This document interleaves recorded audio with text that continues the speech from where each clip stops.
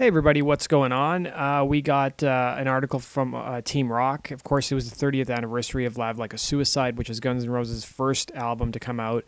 And they have a little article about 10 facts about Live Like a Suicide, so let's dive in. So it was released on December 16th, 1986, and it was their first ever record to be released. And the original vinyl and cassette copies are quite rare, and I know some people on the forums have actually got the originals that actually came out back in the day. And of course, a lot of the songs were included on the 1988 release GN'R Live. So here's 10 things you guys may not know about the band's landmark recording. It is while the official label for Live Like a Suicide was Uzi Suicide, this actually doesn't exist. It was Axl's idea, and then GNR's manager Alan Niven used his previous experience with the likes of Motley Crue to make it work.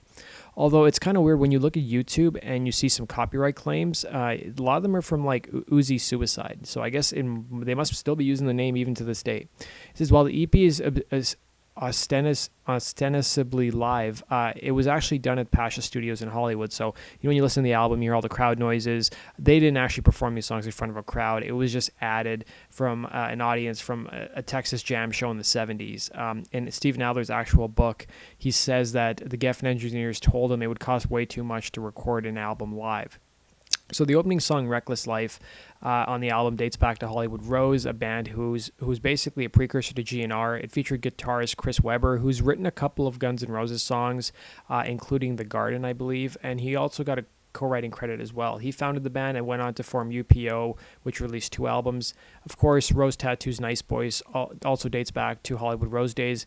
It was part of their set back in 1984 when Axl Slash and Steven Adler first played together at Madame Wong's West.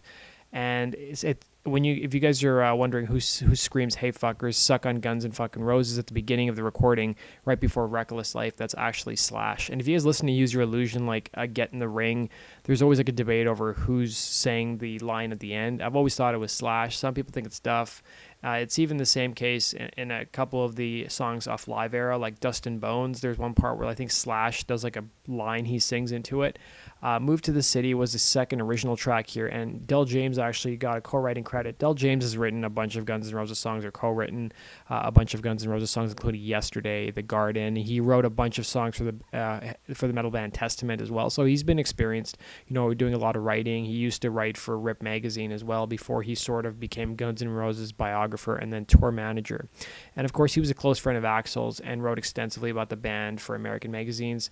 And then, of course, if you guys follow the Use Your Illusion days, he wrote the short story Without You, which the November Rain video is based off of. Although I've never read the actual book, I've heard it's actually really poorly written if you look at the Amazon reviews.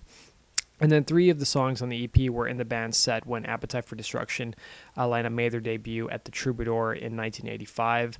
And the sole missing track, Mama Kin, was included later on GN'R Lies, which came out in 1988. The song Shadow of Your Love was considered for the EP, but ultimately rejected.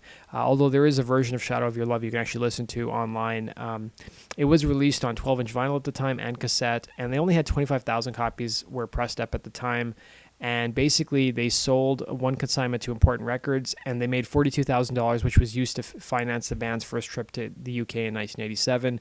They played a bunch of shows at the Marquee Club in London, and I think there still are some like live recordings you can go check out of Guns N' Roses from '87 when they played in the UK.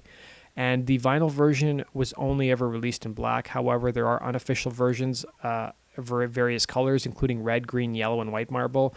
And this is an interesting story I'd never heard before. It said that one Russian bootlegger bought a vinyl cutting press in the early 90s and printed up to 1,000 copies, and he is claimed to be the source for much of the colored vinyl for Live Like a Suicide.